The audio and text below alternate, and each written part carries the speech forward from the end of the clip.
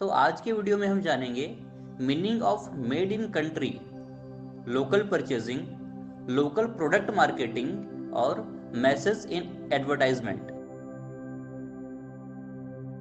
सबसे पहले made in country और असेंबल्ड इन कंट्री तो बिल्कुल ही अलग चीजें हैं। पहले तो इसका डिफरेंस जानो।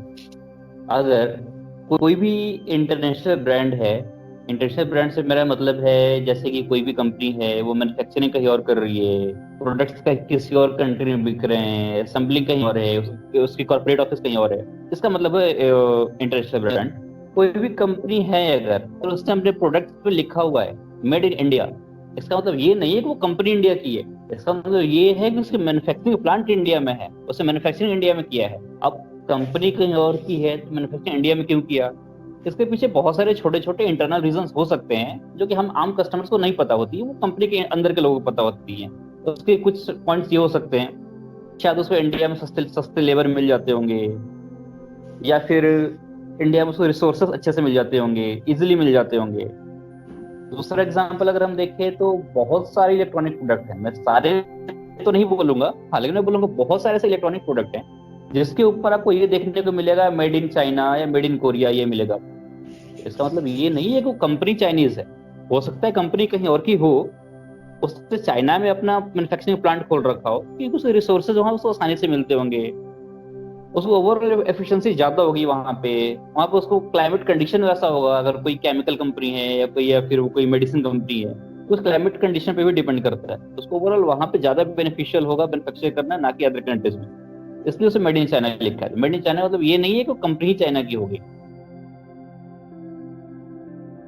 Local manufacturing, local market, local supply chain, इसका भी महत्व बराबर समझा दिया है। अगर अब हम मूव करें कि लोकल परचेजिंग का क्या मतलब होता है, क्योंकि अभी ये चीज़ बहुत ज़्यादा ट्रेंडिंग हो रही है कि वोकल फॉर लोकल, लोकल चीज़ों को ज़्यादा प्रेफरेंस दो, लोकल चीज़ें खरीदो। पर एक्चुअल में लोकल चीज़ का मतलब क्या होता है और हमें क्यों लोकल परचेजिंग करनी चाहिए, उससे क्या फ़ायदा है और कहाँ पे लोगों को फ़ायदा है, किसको फ़ायदा है।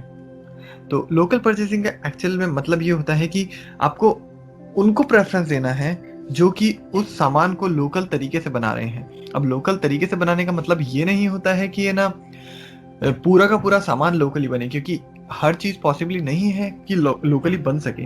पर लोकली प्रोडक्शन का मतलब यहाँ पे हो जाता है कि जितना हो सके आप उसको लोकली ही प्रोड्यूस करो। अभी अगर हम एग्रीकल्चरल फील्ड में जाए तो बहुत सारी ऐसी चीजें हैं जो कि लोकली प्रोड्यूस की जा सकती है, लेकिन बहुत सारी ऐसी चीजें होती है जो भी होते हुए भी हम लोकली प्रोड्यूस नहीं करते हैं और हम किसी और से खरीदते हैं, किसी और के बाहर की चीजें खरीदते हैं, जो कि जनरली होता है जैसे जो आउट ऑफ सीजन फ्रूट्स और वेजिटेबल्स आते हैं वो जनरली कहीं और प्रोड्यूस होते हैं और हम उनको फिर यहाँ पे इंपोर्ट करते हैं और फिर उनको खरीदते हैं। तो वहाँ पे ये एक लोकल परचेसिंग नहीं है, क्योंकि वो चीज़ एक्चुअल में लोकली बनाई भी नहीं जा सकती आउट ऑफ सीजन। लेकिन कुछ चीज़ें हो गई, फॉर एग्जाम्पल अगर हम वापस एक इलेक्ट्रॉनिक्स एग्जाम्पल में जाए, अब ये पॉसिबल नहीं है कि हर कम्युनिटी हर टाइप की टेक्नोलॉजी बनाने की क्षमता रखती हो, उनके पास हर चीज़ की कैपेबिलिटी हो, हर चीज़ की कैपेसिटी हो और वो हर चीज़ एकदम बेसिक नट बोल्ट से लेकर रॉकेट इंजन तक सब बना ले, ये पॉसिबल नहीं होता है। तो इसलिए लोकल परचेसिंग का मतलब होता है कि उन चीज़ को प्रेफरेंस देना जो कि लोकली बन सकती है और हम उसको वहाँ पे उसी को हम खरीदें फिर। लेकिन अब बात क्या जाती है, अगर हम लोकल खरीदने के ऊपर चले जाएं तो और भी बहुत सारी चीज़ें होती है जो कि कंज्यूमर पॉइंट ऑफ व्यू से देखना पड़ता है कि क्या वो सेंस बना रहा है कि नहीं बना रहा है। जैसे कि पहली चीज़ हो गई कि मोनोपोली ना हो। अगर कोई लोकली कोई एक प्रोडक्ट बना रहा है और वो पर्सन अगर उस प्रोडक्ट पे मोनोपोली ले ले और कुछ भी प्राइस लगा के बेचे, तो ऑब्वियसली फिर उस प्रोडक्ट की कोई डिमांड नहीं होगी और लोग चाह के भी नहीं खरीदेंगे। तो ये एक बहुत बेसिक पॉइंट है कि अगर कोई लोकली बनाए तो उस पर मोनोपोली ना करे उस पर। और अगर मैं इसको एक बेसिक हिंदी टर्म से बोलूँ तो दादागिरी ना करे कि मैंने बनाया, मैं जो मन में आएगा वो बेचूंगा, जो पैसा आएगा मेरे मन में वो बेचूंगा। और अगर कोई चीज़ लोकली बन रही है तो वो एक गुड ऑल्टरनेटिव होना चाहिए।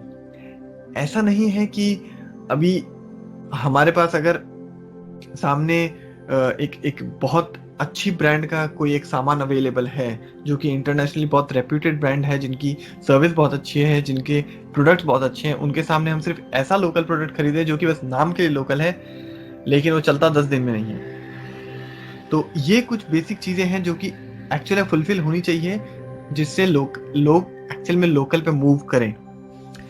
इसके फायदे ये हैं कि सबसे पहली बात तो जो कि सिविक इकोनॉमिक्स के एक रिजल्ट्स के हिसाब से आया था, जो कि आप स्क्रीन पे देख सकते हैं 2012 में, कि अगर हम लोकल इंडिपेंडेंट लोगों से खरीदते हैं तो उसका जो रेवेन्यू है वो सर्कुलेशन लोकल इकोनॉमी में 48% तक होता है।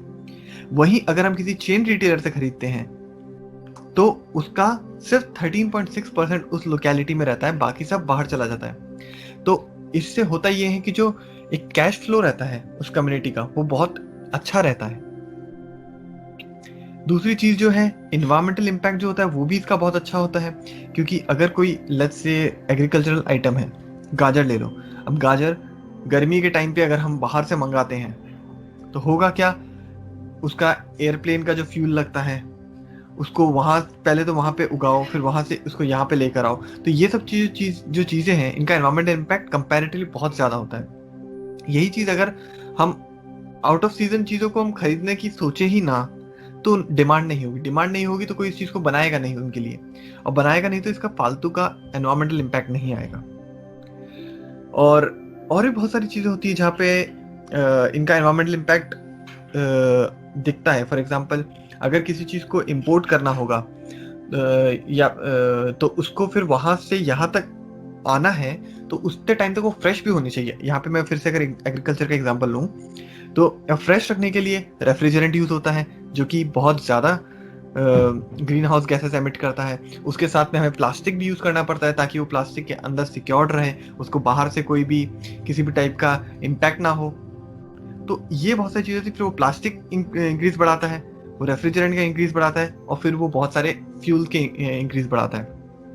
तो इसलिए हम लोकल चीज को सपोर्ट करेंगे तो एनवायरमेंटल इम्पैक्ट भी बढ़ता है। अगली चीज होती है जो कि है सर्विस इंप्रूवमेंट भी आ सकती है अगर हम लोकल चीजों को प्रेफर करें। तो उससे होगा ये कि अगर कोई कंपनी है जो वहीं की कंपनी है आपके एरिया की, तो आप उनके पास डायरेक्टली जाके आप उनसे बात कर सकते हो कि ये चीज है, हमें इस चीज में प्रॉब्लम है। अब वो एक बहुत ही हेल्दी फीडबैक रिलेशनशिप बना सकते हैं कि हमें ये चाहिए, तो उस टाइप का एक्चुअल में इम्पैक्ट आएगा, ना कि एक कंपनी हो जिसके मिलियंस में कस्टमर्स हैं, आपकी कोई कंप्लेन है, आपने फीडबैक में डाला और उसका कभी रिस्पॉन्स नहीं आता, क्योंकि मिलियंस के फीडबैक्स है, लाखों करोड़ों की फीडबैक कोई नहीं पड़ेगा।